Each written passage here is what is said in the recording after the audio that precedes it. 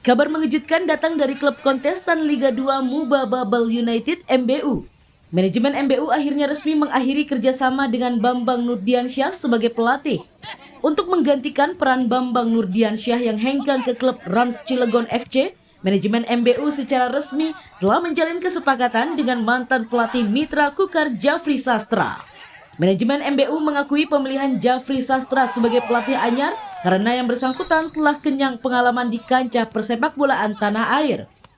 Selain itu, Jafri Sastra juga dianggap mampu memenuhi target skuad MBU untuk promosi ke kompetisi Liga 1 musim depan. Satu pelatih yang senior, yang lisensinya A-Pro juga.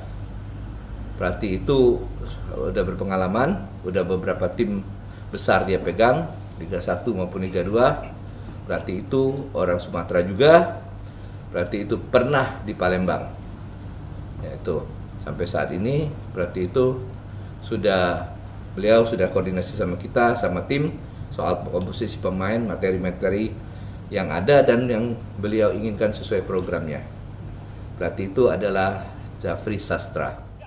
Manajemen Muba Babel United memastikan Jafri Sastra akan tiba di Bumi Serasan Sekate dalam waktu dekat dan langsung memimpin latihan perdana skuad Laskar Ranggona.